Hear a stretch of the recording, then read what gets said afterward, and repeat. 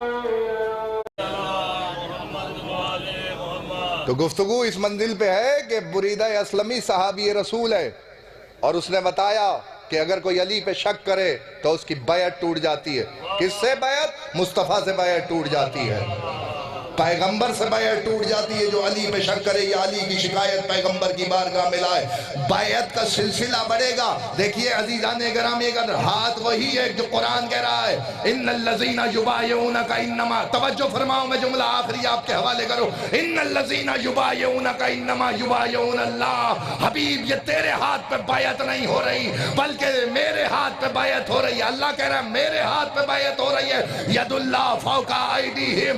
خدا تمہیں Najaf Ashraf کی زیارت کروائے، جب علی کے روزے پہ جانا، میں نے کائنات میں یہ آیت کہیں دوسری جگہ لکھی ہوئی نہیں دیکھی، یا تو اللہ کے قرآن میں لی، یا اللہ کے قرآن میں ملی ہے، یا علی کے گنبد پہ لگا ہوئے پنجے پہ یہ آیت لکھی ہوئی ہے، ید اللہ فوق ایدیہم، ید اللہ فوق ایدیہم، اللہ کا ہاتھ سب سے بلند ہے۔ توجہ فرماؤ، میں جملہ آپ کے حوالے کرو جس کے لیے ساری محنت کر رہے ہوں۔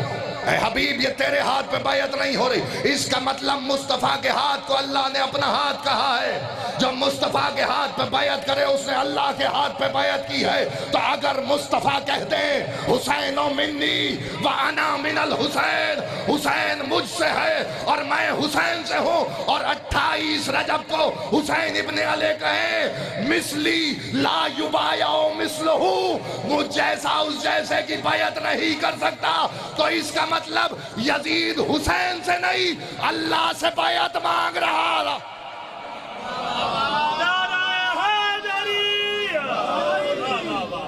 مثلی لا یبایع مثلہ، مجھ جیسا اس جیسے کی بیعت نہیں کر سکتا۔ پیغام دیا حسین ابن علی نے، دامن وقت میں گنجائش نہیں ہے، میں بالکل قریب لے آیا ہوں۔ زمانہ بدلے گا، ہاتھ نہیں بدلے گا۔ میں ایک جھلک اور دکھاؤں، زمانہ بدلے ہاتھ نہ، پیغام دینے جا رہا ہوں، یاد رکھنا زمانہ بدلے گا، ہاتھ نہیں بدلے گا۔ آپ کے اور میرے 8ویں امام علی رضا بادشاہ صلوات اللہ علیہ، زمانہ امامت جب آیا، مامون الرشید نے جب امام کو اپنا ولی عہد بنایا، سیاسی طور پہ ولی عہد بنایا تھا، دربار کھچا کھچ بھرا ہوا تھا، یا ایسے میں توجہ، یا ایسے میں مامون آگے بڑھا، مسجد لگی ہوئی تھی، امام رضا کو بٹھایا گیا کہ دربار بھرا ہے، اے والی خراسان ہاتھ بڑھائیے تاکہ لوگ آپ کی بیعت کریں، ہاتھ بڑھائیے تاکہ لوگ آپ کی بیعت کریں۔ امام رضا کا فکرہ سننا، یا امام نے کہا جو ایسے ہاتھ پھیلا دے وہ معصوم نہیں ہوتا۔ امام رضا علیہ السلام نے فرمایا جو ایسے ہاتھ پھیلائے وہ معصوم نہیں ہوتا۔ اس نے کہا فرزند رسول پھر بیعت کیسے لی جائے گی؟ کہ جیسے میرے جد رسول لیتے تھے ویسے بیعت لوں گا۔ کہ کیسے لیتے تھے؟ کہ اپنا ہاتھ بلند کرتے تھے۔ کہ لیکن کیا تو نے نہیں سنا ید اللہ فوق ایدیہم، اللہ کا ہاتھ سب پہ بلند رہتا۔ 8ویں امام کا زمانہ آ جائے، چلو جملہ تمام کروں، بات تمام کروں، اجازت ہے؟ دو فکرے پڑھو، بصدقہ محمد اہل بیت محمد، بات تمام کروں۔ ید اللہ فوق ایدیہم، اللہ کا ہاتھ سب سے بلند ہے، قرآن کی آیت ہے، حدیث نہیں ہے۔ مصطفیٰ تیرے ہاتھ پہ بیعت نہیں بلکہ میرے ہاتھ پہ ہے، اور مصطفیٰ کہہ رہے ہیں حسین منی وانا من الحسین۔ ایک منزل اور دکھاؤں، چلو ہاتھ پہ ہی بات کو تمام کروں۔ آیت پڑھتا ہوں قرآن کی، بسم اللہ الرحمن الرحیم، ان اللہ یبشرک بکلمت منہ اسمہ مسیح عیسی ابن مریم فی الدنیا والآخرہ وجیہا فی الدنیا والآخرہ۔ کس کی بات ہو رہی ہے؟ مریم کو بشارت ہو رہی ہے ملائکہ کے ذریعے۔ مریم ہم تمہیں بشارت دے رہے ہیں اللہ کی طرف سے ایک کلمے کی، اللہ کے پاس سے ایک کلمے کی، جس کا نام مسیح ہے، مریم کا بیٹا عیسیٰ، وجیہ ہے دنیا میں بھی اور آخرت میں بھی، وجیہ ہے دنیا میں بھی اور آخرت میں بھی۔ بات تمام کروں آزادات، فکرہ سننا، بڑی محنت ہے آپ کے حوالے کر رہا ہوں۔ خدا کی قسم ہاشم بھائی اور ان کے رفقا احمد بھائی تشریف فرمائے، کوئی خوشامد والی بات نہیں ہے، میں محنت آپ کے حوالے کر رہا ہوں، اسے یاد رکھیے گا۔ نہ بھی قیمت ملے تو کیا ہو جائے گا، یہ تھوڑی قیمت ہے ممبر رسول پہ بیٹھے۔ کیا فرق پڑتا ہے؟ اگر آپ نہ بھی بولیں گے تو کیا ہو جائے گا، میں تو میسیج دے کے جاؤں نا۔ عیسیٰ کے بارے میں گفتگو ہو رہی ہے، عیسیٰ کو کہا مسیح، جملہ لکھو دلوں پہ تو بات آگے ہو۔ مسیح ہے مسا سے، مسیح ہے مسا، مسا کرتے ہیں نا وضو کے بعد، ہاتھ پھیرنا، اسی مسا سے ہے مسیح۔ مسیح کے معنی اللہ نے عیسیٰ کے ہاتھ میں معجزہ رکھا تھا۔ معجزہ یہ تھا، ہاتھ لگاتے تھے تو شفا یاب کر دیتے تھے، ہاتھ پھیرتے تھے مادرزاد اندھے کو شفا دیتے تھے، ہاتھ پھیرتے تھے برس کے مریض کو شفا کرتے تھے، ہاتھ پھیرتے تھے کوڑی کو شفا دے دیتے تھے۔ یعنی ہاتھ کا پھیرنا ضروری تھا، کہنے سے نہیں، ہاتھ پھیرنے سے، کہنے سے نہیں، ہاتھ پھیرنے سے۔ عیسیٰ مردے زندہ کرتے تھے، عیسیٰ ہاتھ پھیرتے تھے، مادرزاد اندھے کو بینائی ملتی تھی۔ یعنی جب تک عیسیٰ کے پاس ہاتھ ہے تب تک مسیحائی ہے۔ بولو فکرہ تمہارے حوالے کرو، جب تک ہاتھ ساتھ ہے، کیونکہ معجزہ ہاتھ میں تھا۔ میں بڑی ذمہ داری سے کہہ رہا ہوں، میں نے کسی عیسائی کتاب میں بھی نہیں پڑھا جب تک دنیا میں رہے تب تک شفا دیتے رہے، جب عرش پہ اٹھا لیے گئے تو پھر میں نے کسی عیسائی کتاب میں بھی نہیں پڑھا کہ عیسیٰ نے یہاں والوں کو تو دور، وہاں جو چلے گئے تھے وہاں والوں کو ہی شفا دی ہو، وہاں والوں کو بھی شفا نہیں کا نہیں، زمین کے لیے مسیحا بنایا تھا، آسمان کے لیے نہیں۔ اب قرآن دیا ہے کُلًّا نُمِدُّ ہَؤُلَاءِ وَہَؤُلَاءِ مِنْ عَطَاءِ رَبِّكَ، ہم مدد کرتے ہیں یہاں والوں کی بھی وہاں والوں کی بھی، اپنے پروردگار کی عطا سے۔ یہاں والوں کی مدد کرنے والے بہت سے دکھا دو گے، وہاں والوں کا ان کے علاوہ کوئی نہیں ہے۔ کیسے پتا چلتا؟ حسین نہ ہوتے تو نہ پتا چلتا۔ بتایا میں یہاں والوں کو بھی شفا دوں گا، وہاں والوں میں وہاں والوں کو بھی شفا دوں۔ توجہ ہے صاحبان؟ بالکل فکرہ قریب لے آئے ہوں آپ کو۔ مسیح کہا، ہاتھ ساتھ تھا، مسیح تھے، چوتھے آسمان پہ چلے گئے، وہاں شفا نہیں دی کیونکہ نبی یہاں کے لیے بنایا تھا، معجزہ یہاں کے لیے تھا۔ اس کا مطلب جس کا دائرہ اختیار جہاں تک ہے اس کے معجزے کا اثر وہاں تک ہے۔ نہ بھی بولو گے تو کیا ہو جائے گا، خدا واحد کی قسم کھا کے کہتا ہوں، جملہ آپ کے حوالے کر رہا ہوں، کائنات میں کوئی ہاتھ تو ایسا ہوتا کہ دنیا اسے کاٹ بھی دے تو اس سے شفا نہ چھین سکے۔ حسین نے کہا کیوں گھبراتا ہے، میرے عباس کا ہاتھ کٹ بھی جائے گا تو بلند رہ کے کسی کو شفا دے گا، کسی کو اولاد، کسی کو رزق دے گا، کسی کو اولاد۔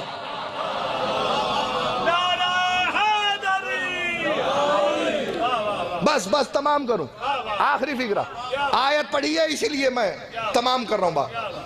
وجیہن فی الدنیا والآخرہ، وجیہ ہے عیسیٰ دنیا میں بھی آخرت میں بھی۔ میں نے لغت میں تلاش کیا کہ وجیہ کے معنی کیا ہے، احمد بھائی، وجیہ کے معنی، آخری بات، وجیہ کے معنی جب لغت دیکھی تو پتا چلا وجیہ کے معنی، توجہ، وجیہ کے معنی ہے کہ جب وہ بولے، توجہ کیجئے گا، جب وہ بولے تو مجمع لگ جائے اور سب اس کی طرف محو ہو جائیں، اسے دیکھیں کہ وہ کیا بول رہا ہے۔ قرآن نے کہا عیسیٰ وجیہ ہے اس لیے کہ جب عیسیٰ بولتے تھے تو مجمع لگ جاتا تھا اور سب محو زیارت عیسیٰ ہو جاتے تھے۔ عیسیٰ کلام کرتے تھے، عیسیٰ کلام کرتے تھے، لوگ دیکھتے تھے۔ میں نے ہاتھ باندھ کے کہا عیسیٰ آپ روح اللہ ہیں، عیسیٰ آپ کلمت اللہ ہیں، عیسیٰ آپ اللہ کی نشانی ہیں۔ آپ کو دیکھنے کے لیے دنیا جمع ہو جاتی ہے، لیکن کیا کروں عیسیٰ، آپ کا چہرہ دیکھنا عبادت نہ ہو سکا۔ میرا علی وہ ہے جس کے لیے پیغمبر نے کہا النظر علی علی عبادہ، علی کا چہرہ دیکھنا عبادت ہے۔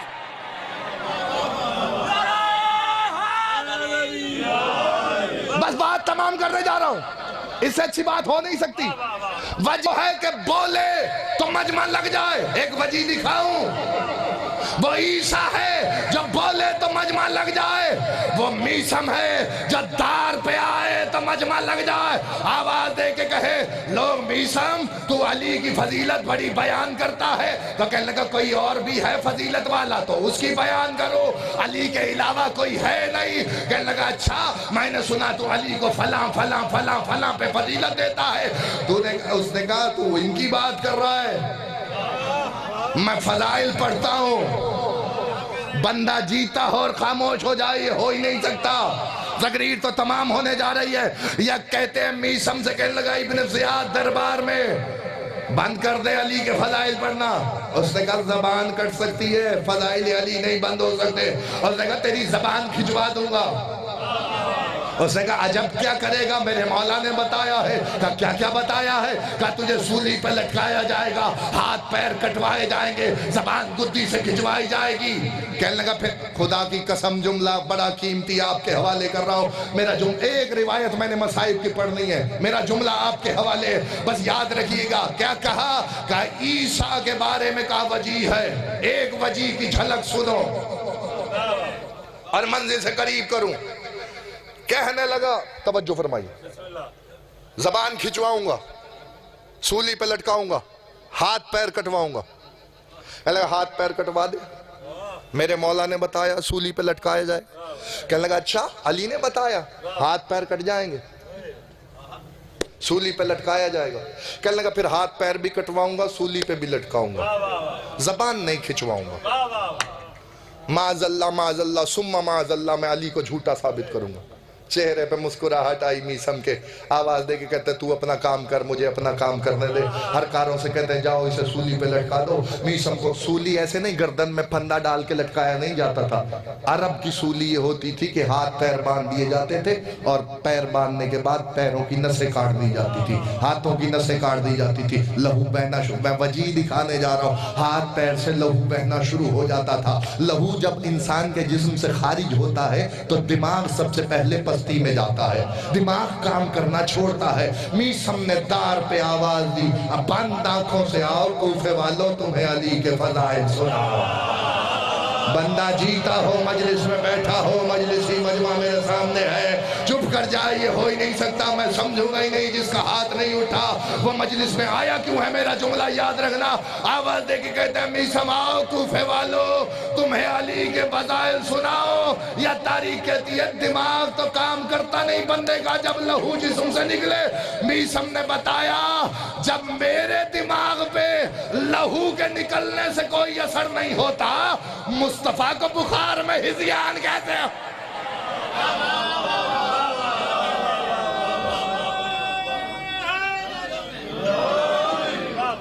مصطفیٰ کو بخار میں ہذیان کیسے ہو. یا بند آنکھوں سے میثم نے کہا وجیح. مجمع لگنا شروع ہوا. پہلے جیتا جاگتا علی کے فضائل پڑھتا تھا, آج بند آنکھیں ہیں لہو بہ رہا ہے علی کی فضیلت پڑھ رہا. یا میثم کا اچانک لہجہ بدلا. لہجہ بدلنا تھا. میثم نے آواز دے کے کہا میرا علی وہ ہے جس کے لیے پیغمبر نے کہا انا مدینۃ العلم وعلی بابھا. میرا نے کہا انا دار الحکمہ وعلی بابھا. میرا علی وہ ہے جس کے لیے پیغمبر نے کہا ضربت علی فی یوم الخندق افضل من عبادت الصغر. میرا علی وہ ہے جس کے لیے پیغمبر نے کہا لاؤطئن رأیت غدا رجلا کرارا غیر فرار کللم سے دوں گا جو رجل ہوگا کرار ہوگا غیر فرار ہوگا. میرا علی وہ ہے جس کے لیے پیغمبر نے کہا برز الایمان کل ایمان جا رہا ہے. میرا علی وہ ہے جس کے لیے پیغمبر نے کہا یا علی تیری محبت پاکیزہ ولادتوں کی نشانی ہے. اچانک سے میثم کا لہجہ بدلا. آواز دے کے کہتا میرا علی وہ ہے جس کے لیے پیغمبر نے کہا تھا من کنت مولا ہو فہذا علی مولا. اچانک لہجہ بدلا. مجمع پہ نگاہ دوڑائی, آنکھیں کھلنا تھی. یا تاریخ کہتی آواز دے کے کہتے اس کا باپ وہ نہیں وہ ہے, اس کا باپ وہ نہیں وہ ہے, اس کا باپ وہ نہیں وہ ہے. یا تاریخ کہتی ہے اچانک سے دربار میں ہر کارے دوڑتے ہوئے آئے. ابن زیاد نے کہا کیا ہو گیا ہے, ماں مر گئی ہے جو اتنی پریشانی میں آئے ہو. کہنے لگا جلدی کر سب کے باپوں کا پتہ بتا رہا ہے. کہا جلدی جاؤ زبان کھینچ لو کہیں میرے باپ کا پتہ نہ بتا. توجہ آخری فکرہ. نئی نسل کا مکمل ذہین براؤزر شدیدیت سے آ رہا ہے. یوسی براؤزر خود میں IP ایڈریس تبدیل کرنے کا فعالیت. توجہ آخری فکرہ. میرے باپ کا پتہ نہ بتائے ہر کارے دوڑتے ہوئے آئے اس جگہ جہاں میسم سولی پہ لٹکے تھے. یہ ہاتھ پیر کٹے ہوئے لہو بہ رہا ہے. میسم نے آنکھ کھول کے دیکھا سپاہی سامنے ہے. کس لیے آئے ہو؟ کہ زبان کھینچنے کے لیے آئے. کہ کس نے کہا ہے؟ کہ دربار سے امیر نے حکم دیا ہے. چہرے پہ جلال آیا تمکنت کے عالم میں. منہ میں لعاب بھر کے میسم نے ان کے چہروں پہ پھینکے گا. جاؤ ایسے ہی اپنے امیر کے منہ پہ پھینک کے کہنا میرا علی کبھی جھوٹ نہیں بولتا.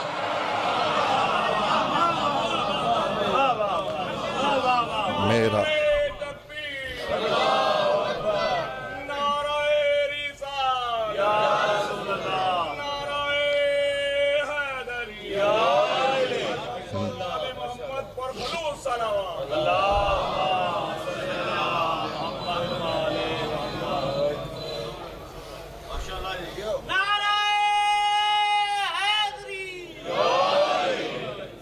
اٹھائیس رجب کو قافلہ چلا. ایک روایت پڑھی مدینے میں کوئی تو ہوتا جو حسین کو روکتا. ایک فکرہ سن لو. 7 سال کی بیٹی ہے جس کا نام ہے فاطمہ صغریٰ. اللہ جانے میں کیسے پڑھوں گا تم کیسے سنو گے. بڑا مصائب خان مولا بخت میں اضافہ فرمائے اور عزتوں میں اضافہ فرمائے. یہ اصول ہے, یہ بشری تقاضا ہے, یہ نفسیات ہے کہ جنازہ ایک کا ہوتا ہے, رونے والا گھر ہوتا ہے, مسافر ایک ہوتا ہے, انتظار کرنے والا گھر ہوتا ہے. جملہ پڑھوں عزادارو. حسین نے فطرت کو الٹ دیا. انتظار کرنے والی ایک تھی,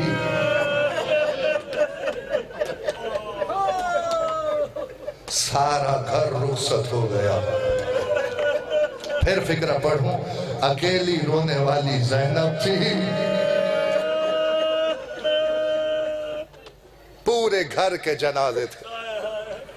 عزادارو لکھا یہ ہے مقاتل نے. سن لو ایک روایت سنو. میں نئی تیاری پڑھتا, میرا فکرہ سن لینا. جب خط پہنچا ہے نا حسین ابن علی کو, خط جب پہنچا تو دربار میں بلایا تو کہتے کس لیے بلایا ہے؟ آواز آئی خط آیا ہے, کیا تقاضا ہے؟ کہ یا حسین سے بیعت لو یا حسین کا سر لے لو. بنی ہاشم کے جوان حسین کے ساتھ تھے. دارالامارہ کے باہر انتظار کروایا تھا. عباس اگر بھائی کی آواز بلند ہو تو آنا, مر نہ جائیں ہم شیعہ خدا کی قسم, فکرہ قیامت سے کم نہیں ہے. یا حسین ابن علی نے کہا تو بھی یہ نہیں چاہتا کہ میں رات کے اس پہر میں تجھے جواب دوں؟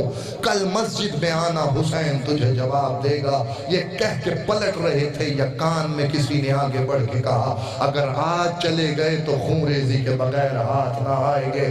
بس جیسے ہی حسین کے کانوں میں یہ آواز آئی نا کہ حسین کی ابھی گردن اتار لے, چہرے پہ جلال آیا.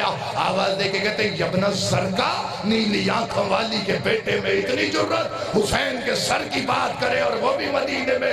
یا آواز بلند ہونا تھی یا آواز عباس کے کان میں آئی. عزادارو مقتل کہتا ہے غازی نے ٹھوکر دروازے کی چوکھٹ میں ماری یا دارالامارہ کا دروازہ چوکھٹوں سمیت زمین کرما تم جملہ پڑھو. یا زمین پہ آیا, حسین نے مڑ کے دیکھا تو بپھرا ہوا شیر, آنکھوں میں لہو, آگے بڑھ کے گلے سے لگا کے کہتے غازی یہ مدینہ ہے بھائی, تیاری کر اب مدینہ رہنے. اجرکم اللہ, اجرکم اللہ, اجرکم اللہ. بس ایک فکرہ میں پڑھوں گا, روایت مکمل کرنا چاہتا ہوں. ادھر عباس سامان سفر کی تیاری میں مصروف ہوئے, یا مقتل کہتا ہے ساری رات حسین نانا کے روزے پر رہے، رو رو کے کہتے تھے نانا نواسا آوارہ وطن ہو رہا ہے، نانا اب حسین چراغ جلانے نہ آئے گا، نانا تیری امت اب مجھے مدینے نہیں رہنے دیتی۔ عزادار میں نے صرف اس روایت کے لیے اتنی تمہید کی ہے، یا مقتل کہتا ہے ساری رات نانا کی قبر پہ رہے یا فجر کے بعد ماں کی قبر پہ آئے، ایسے آئے جیسے کوئی بچہ ماں کی آغوش میں آتا ہے۔ حسین کہتے تھے اماں اب حسین چراغ جلانے نہ آئے گا، یا قبر سے آواز آئی حسین تو تنہا نہیں جائے گا، ماں ساتھ ساتھ ہوگی۔ حسین نے مدینہ چھوڑا، زہرا نے بقیہ چھوڑا، حسین مکے آئے، زہرا مکے آئی۔ 8 شوال کو حسین، 8 ذی الحجہ کو حسین ابن علی نے احرام توڑے، یا فاطمہ زہرا ساتھ ساتھ ہے۔ 2 محرم کو کربلا پہنچے، یا زینب عالیہ نے بھائی کو بلایا، آواز دے گا شبیر جب سے قافلہ اس زمین پہ آیا ہے کسی بی بی کے رونے کی آواز آ رہی ہے، آواز ای زینب اماں ساتھ ہے، مر جاؤں فکرہ میں نہ پڑھوں۔ یا مقتل کہتا ہے ماں سے کیا ہوا وعدہ حسین نے اس وقت نبھایا جب مقام صاحب الزمان پہ گھوڑے سے گرے، مر جاتا فکرہ میں نہ پڑھتا۔ مجھے اتنا بتا خدا تجھے کربلا کی زیارت کرائے، جب تو کربلا جائے تو دیکھنا باپ سدرہ سے مقام صاحب الزمان بڑا دیر کا فاصلہ ہے، وہاں گھوڑے سے اترے ہیں، جہاں گھوڑے سے اترے وہاں قتل نہیں ہوئے، جہاں قتل ہوئے ہیں وہاں دفن نہیں ہوئے۔